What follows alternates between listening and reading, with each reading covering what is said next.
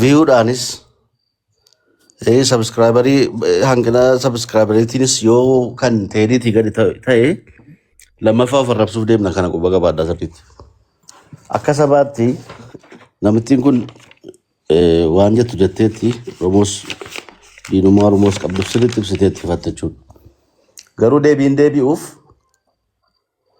waan saba kana madaalu sadarkaa saba kana madaaluunis immoo view argachuu qaba. Subscribe godhamuu qaba jechuudha chaanaliin YouTube chaanaliin Galaanaa jechuudha isinii galee. Ta'uu baannaan yoo sirbi sun gadhiifame wala motorii wala bajaaji wala makiinaa waa hundarratti speaker bantanii magaalaa tana wali garagalchuu qabdan bakka jirtanirraa.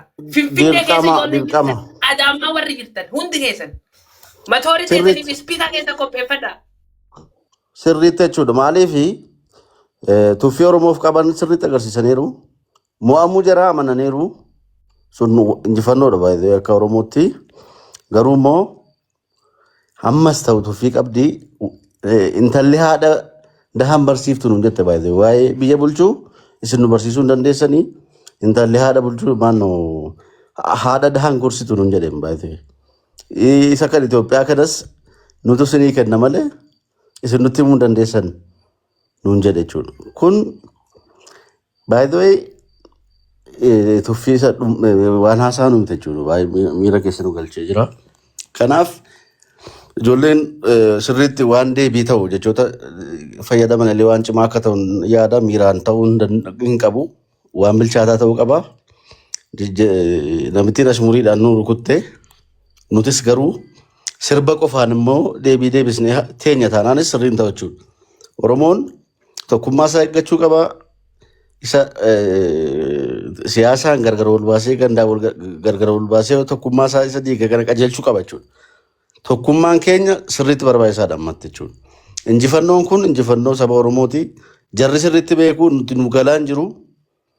Jaraa sirriitti gawaan galee fi akkanatti duula hamaa akkasii banaa jiru. Kana of hirkaa baasna taanaan dhaloota deebisnee gabrummaatti deebisuudha deemna. Kana sirriitti hubachuu qabna. YouTube qofa irratti ilaaluu qofa otoo hin ta'in akka dhuunfaatti anarraa maaltu eegama? Akka Oromootti maal gumaachuun qaba? Injifannoo kana tiksuudhaaf maal gumaachuun qaba inni of gaafachuu qabna. Gahee keenya sirriitti bahachuu qabna. Kana quba qabaadhaa sirba qofaa miti. Sirba dhaggeeffachuu qofaa miti.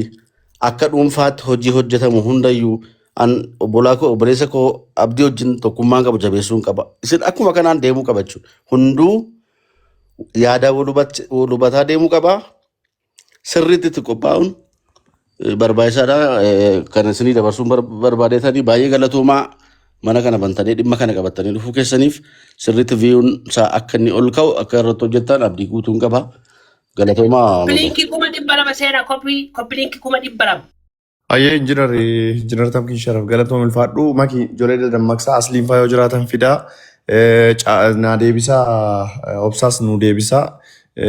Sirbi fe'amaa jira already amma fe'amaa akka jiru dhagayeera ni Galaanarraa. So amma akka inni upload ta'e jechuudha hundi keenya laayivii daawwanna. Laayiviin sun yoo xiqqaate abbaaf 50k 50,000 oliin ta'uu qaba laayivichi sirbicha yeroo ilaalamu jechuudha. So hundumti keenya liinkii isaa feesbuukii qabnu hundarratti maxxansuun keenya dirqama. Mee koopii liinkii godhaa riipoosti godhaa. Mee taaptaabiinis miiliyoona 3 haa galu koopii liinkiinis 500 haa galu. Mee jabaadhaa olii godhaa. Makii dubbadhu. Dhaggeeffadha ammas wanti tokko laala akkuma wanti hubachuu qabdan tokko yoo jiraate yoo kan 50,000 100,000 achirra teenye kan hordofne ta'e akka ofaan rabsinetti bakka akkuma ofaan rabsinetti fudhachuu qabna isin galee. Kanaafuu ammallee abdii wanti haa goonu Facebook irratti illee hama maxxansinu haa. Akkamitti? Ani yeroo lama immoo meeqa maxxanseen dhufee akka sirbichi maxxanfame liinkii isaa hin maxxansinaa. Galaanaafis barreesseera. Daqiiqaa 5 dursee laayivicha akka namni eeguu jalqabu daqiiqaa 5 booda akka gadhiifamu godhii badhees jedheeraani. Yoo liinkii sana maxxansitee daqiiqaa 5 irra taa'ee eeggatee namni laayivii sana hordofu waan ta'eef yoo xiqqaate 50,000 waliin daawwatamuu qaba jedhee tan amana. Yaa sirba teedis kaleessa illikiidhuma jedhee kan laale Oromoodhuma jedhee waan amanuufi kanas ilaalti ijoolleen keenya jedhee tan amana. Warras jirtan yaada keessa itti kennadhaa. Gamma kaaniin immoo hordofaatuma waan jiru sin beeksifna.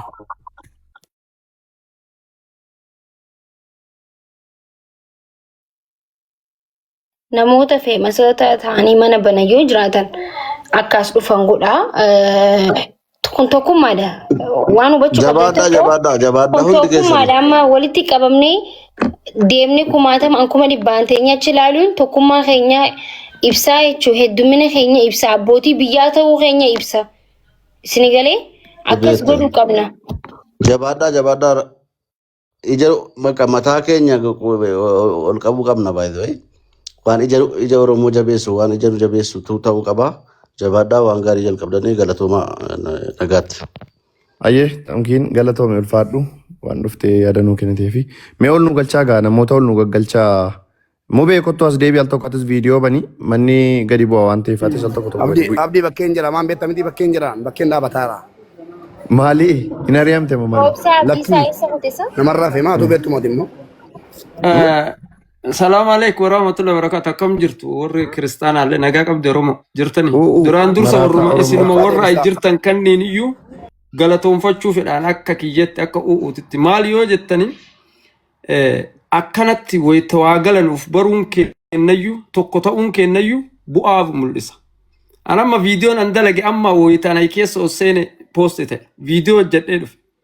Xiiqiin ammoo dammarra mi'ooyti waan ta'eef namicha kana irratti kara viidiyoo 5 dalage guyyaa hadhaa. Xiiqaa ilmoo xiiqii ta'a. Ilmoo ila obboleessa Hacaaluu Hundeessaa ta'a. Wanni godhamu sinitti dhagahamuu qaba. Ammaaf garuu das nama jettanii takka ta'a. Namichattii tana ammoo akka sabaatiin nu arrabse. Akka sabaatitti. Warroonni ammoo itti dhiyaanna biyya keessa jirtanii akka seeran nuu dhiyaatu. Yoo dandeettan ammoo karaa irraa nuu qabaa. Kanaan durallee karaa irraa qabna dhanii birrii nurraa guuranii nu nyaatan dhugaa rabbi. Nama karaa irraa goruu qabu namichi kun. Diina kenna isa guddaa mililikii lubbuun jiru ka deemu ka fardarra jiruu miti ka lafarra deemu kun.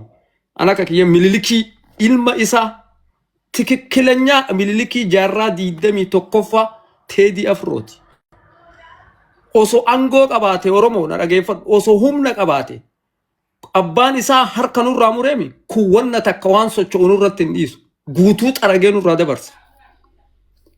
Takka ta'aadhaa nu beeksisa abdii 50,000 kamaale miliyoona 60 miti nuti.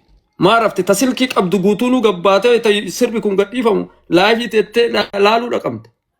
Maalli 50,000 Hirrafinaayyuu malee nu beeksisaa sa'aatii anamma sa'aatiin beeku akka kiyyatti sa'aatii nu beeksisaa 50,000 miti Oromoon. Please memberii kana tuqaa memberii tuqaa hundi keessan. Memberii tuqaa. Hundi keessan memberii tuqaa kooppiringii godha. Yaa tuqa memberii jiran Oromoon 50,000 miti jecha dogongoraati ka amma abdiin jedhe. Wanni silkii qabdu guutuun kee dhaabadhu eegi. Xiiqiidha kaawwanni. jechuun namni baay'een hin dhageenye jedheeti namni baay'een hin dhageenye isa dhageenya dhageessisuu qabnaadha. maa iyyina maa jenne ufi baasne qofa iyyuu fi mi ay gubbaadhaa ofiin jenne iyyinee iyye dabarsine iyyee jiraan guyyaa kana guutuu iyya bara eessa jirtan jedhaa jira bara. Kanaaf 50,000 wanni silkii qabdu jaartii waggaa 70 yuutuubii galaanaa gaaromsaa dhaabadhu eegi. Yaa akkam akka taanetti mul'isa gadhee tanni harka kennaa nyaattee wala nuti bofni tunniin numattay deebiti bofa ija qabu namichi. Seenaa warri seenaan beekne seenaa dubbisaa seenaa qoradha. Uummanni kun uummata harreen dhufee harree yaabbatanii dhufan. Biyyuma san keessatti waggaa meeqa Oromoon hammattuudha Oromoon hammataadha jettanii bofaa buutii qaanjibbuu nutti hammattanii amma nutti as garagaltee nu nyaatte waggaa meeqa harkaaf miila nurraa jirti. Maal jechuudha bo? Isanitti akka isaan nu tuffatan nu taasise. Halkan kun halkan rafamuu miti. Deebisaa eegu jirra hundi keessa yuutuubii galaanaa gaaromsaa irratti deebisaan deebifamuu deema waan ta'eef daqiiqaa muraasa booda uf qopheessatii matoora keessan ispiika keessan irra kaa'aa magaalaa guutuu bakka jirtan irraa waliin garagalcha bakka. Bakka. Tokkummaa keenya yoon agarsiifne Oromummaa keenya yoon ibsanne. Asirratti maglacaa kenna. Sheeka, qeesii, paastarii. Sirbi amma gadhiifamu kun sirbaa miti. Dantaatena laxxafeetillee ka sheekaa aniyyuu sirba dhiiseen ture bannaati anuu sirba dhiiseen ture sheekaa ka qeesii takkattiin Oromoo namni maqaa Oromoo dhaattu takkattiin tiktooka keetii fi waan ati qabdu sooshaal miidiyaa dandeettu dhimmoo irra gadhiisi bootee qabdu guutu takka waan qabdan guutuu irra gallakkisa isin jala arguu fedha ilkaanii isin nyaanna yoo akkas hin ta'in oromummaa walitti hin himan.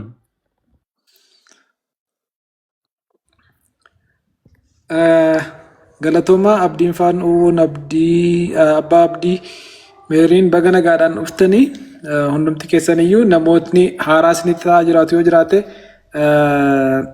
viidiyoon upload ta'aatii jira meegaabaayitiin guddaa waan ta'eefidha. Hamma yoonaal gadhiifameera nuun hin jenne garuu akka isaan upload godhanii nan beeka waan ta'eefiyyuu na waamnaa nan dhufe as live irra jira. Kanaaf afaan tokkoon eegaatti jira. Tarii yoo dubbachuun barbaachisee fi haqa keenyatu sarbamaatti jira. Sirba qofaan immoo miti. Sirbi suni ergaadha. Ergaan suni namoota wajjiniin jiraannu, wajjiniin baanee gallu, wajjiniin hojjennu, ollaa taane hunda biratti akka diinaatti akka laallamnu nu taasisa. Sirna ijaarrataa jiru jechuudha. Nama dhuunfaatii miti. Deebiin deebifamuu ogummaadhaan kennaa qabaniini artistoonni kun deebisuun isaanii akkuma milinik xuqursaa jedheeni leellisnaaniin artisti Qamar immoo jaallatamaa fi kabajamaan maal jedheeni milinik bineensa nurratti leellisinaayi. Asii dhufaansaa seenaansaa gurrisaa hundumtuu isiniif gootummaa isinitti fakkaachuu danda'a. Isiniif mootummaa ta'uu isaatu isinitti mul'ata. Nuun immoo bineensa ta'uu isaatu nutti mul'ata. Lafee abbootiif haadholii keenya harkaa fi harma haadholii keenyaatu nutti mul'ata waan ta'eef nurraa dhiisaa jedhee hubannoo sabaaf uumeetu ammalleen ejjennoo wal fakkaataa uummanni Oromoo akka milinik irratti qabatu taasisee jechuudha.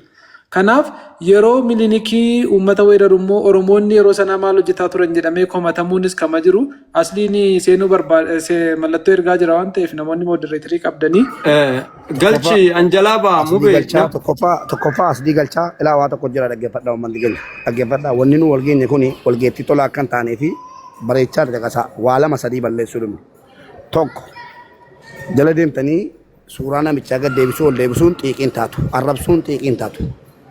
Sirba sirbaan rukutaa jirra waan ta'eefi akkuma jarri miiliyoona ja'an halkan tokkotti ilaalanii bulan nus miiliyoona ja'an guyyaa borii sanaa dachaa sanaan akka inni ilaalamuuf uummata keenya labsuu tokko.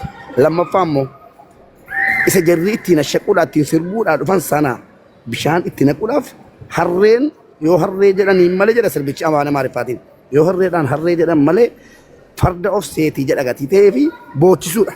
Gammachuu jaraa boo'ichatti jijjiiru tiktookii of hirkaa qabnaa keenya hadda agarsiisuu qabna la. Tiktookii of hirkaa qabna nu lafatti qofaa miti qilleensa irrattis miidiyaa irratti illee humna akka nu qabnu arganu gammachuu jaraa dhiisanii boo'icha. Asli abaaboo darbe. Ergaa jira bar namni modereetara qabu asli agashuun. Galchaa asli. Way osoo hacaaluun jiraate hacaaluuf deebisaa tana likkitti deebisaaf. Way gubanne. Hundi keessan miidiyaa qabdan irratti yoo muuziqaan sun bahee dhiichisuu qabdan. Walaa tiktokii, walaa feesbuukii, walaa yuutuubii, iimoollee warri viidiyoo iimoollee irra dhiichisuu qabdan bakka. Bes yoo muuziqaan sun gadhiifame halkan kanarraa hundi keessan warra san guutuu miidiyaa kanarraa akkisaa aslii galchaa. Warra jirtan ammoo kuniyyuu xiiqiidha. Walgeetti akka nuun jedhaniif koppiliinki godhi sheer godhi tab godhi. Koppilinkiin baay'ee dhaabate maa inni koppilinkiinis taataabiinis dhaabateera. Kunuu tokkummaa bar wanni Oromoon qabdu feemasiin Oromoon qabdu walgahee waan kanarraa itti dhagahamuunuu bar tokkummaan kana darbe hin jiru. Haga kun waraanni sii dhufu kanaa sheer godhi koppilinki godhi. Kanaaf haqa keenyaaf dubbannaa inni immoo haqa keenyatti darbe ofii boolee jiraataatu moggaatti nu darbanii nuun jedha boolee walakkaa jiraata. Abdi kan naangalle yoo jiraate bakka Adaanecha Abeebee hawwe ta'ee hin beeku waajjira kantiibaa seentariin achi dhawaan ta'eef iyyuu mahaaliin biyyaa achi dhawaan ta'eef iyyuu achi kajeellatee hin beeku malee booluma jiraataa jira beeki. Garuu wanti beekamuu qabu ወደ ዳር አወጡን ያለው ዳሩንስ ቢሆን የሰጠነው እኛ ስለሆንን ነው ባይተ እነሱ ቢሆኑ ዳሩንም ቢሆን አያቀምሱንም ነበር.